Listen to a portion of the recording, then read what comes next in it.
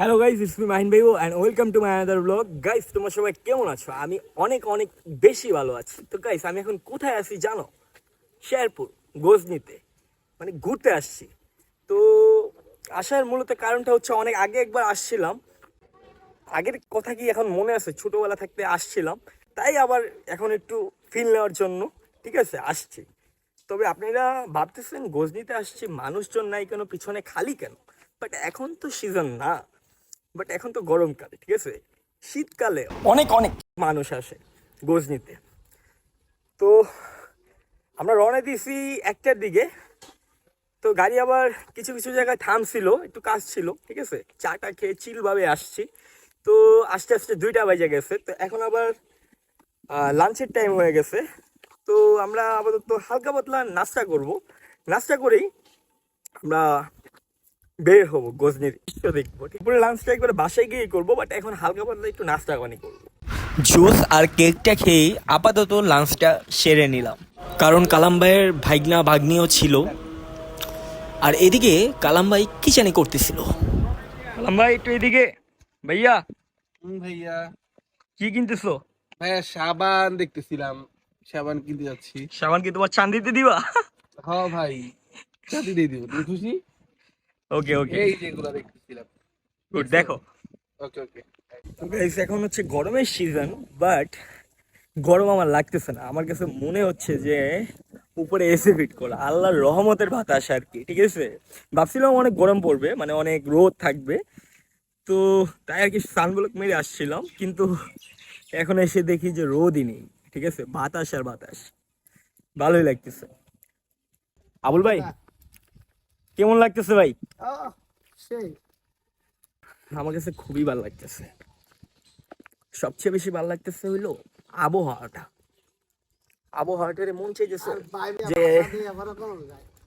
আবহাওয়াটারে তো ধরা ছোঁয়া যায় না, ফিল করা যায়, উপভোগ করা যায়। তো উপভোগ করতেছে আর কি। Guys guys, dinosaur! আগে দেখাই তোমাদের ডাইনোসরটাকে। আমার পিছনে ডাইনোসর আছে, বাট আমি ডাইনোসরের কাছে যাব না, কারণ ডাইনোসরের কাছে গেলে যদি আবার আমাকে খেয়ে ফেলে। কি বল না বল ভাই, যাওয়া যাবে? জীবন তো নিয়ে আসতে পারলাম না তোমাদের সামনে, কিন্তু তোমাদেরকে এইটাই দেখাচ্ছি। তবে এটা কি তোমরা জীবন্ত ভেবে নাও। আসো, ডাইনোসরের দাঁতটা দেখাই তোমাদেরকে, দাঁত দাঁত, ঠিক আছে। ডাইনোসর। আমাদের আবুল ভাইও দেখা যাচ্ছে সেলফি উঠাচ্ছে। আবুল ভাই, আরে রে, আউল ভাই ফিলে আছে। লোল লোল। গাইস, ঝুলন্ত ব্রিজে উঠতেছি।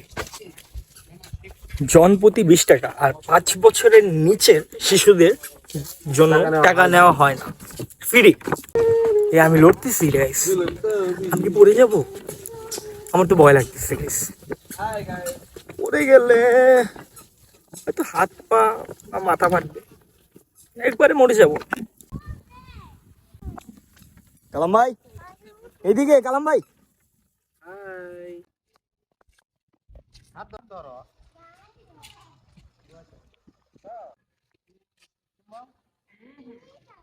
গাইস, এই জায়গায় অনেক জিনিস দেখতে পারলাম, ঠিক আছে। যেমন হাতি দেখতে পারলাম, ডাইনোসর দেখতে পারলাম, জিরাফ দেখতে পারলাম, তারপর ঝুলন্ত ব্রিজ দেখতে পারলাম। জানি না আর সামনে কি কি আছে। তো যাই হোক, তবে ভালোই লাগলো। সেটার সময় একটু আনন্দ করলাম। তো হাঁটতেছি, কোথায় যাব ঠিক ঠিকানা নাই, খালি হাঁটতেছি। কালাম ভাই লিড দিচ্ছে আর আমরা যাচ্ছি লিডার। অ্যান্ড একুরিয়ামে যাচ্ছি, জনপ্রতি 20 টাকা করে টিকিট। যাই দেখি ভিতরে কি চিজ আছে, কি জিনিস আছে। ও, এখানে এসে আরেকটা জিনিস দেখতে পারলাম, মোটু পাতলু। মোটু পাতলু কি জোড়ি, মোটু আর পাতলু কি জোড়ি। যে কালাম ভাই আর আমি, ঠিক আছে, কালাম ভাই হলো মোটু আর আমি হচ্ছে পাতলু, ঠিক আছে, আমাদের দুজনের জড়ি। যে কুকুর, চিড়িয়াখানা।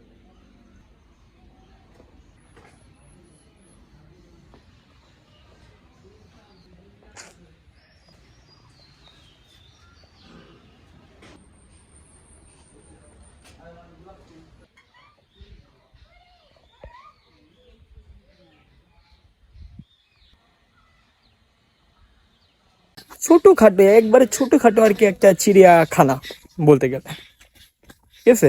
ওইরকম বেশি প্রাণী নাই, হাতে গোনা 4-5টা প্রাণী আছে, এই আর কি।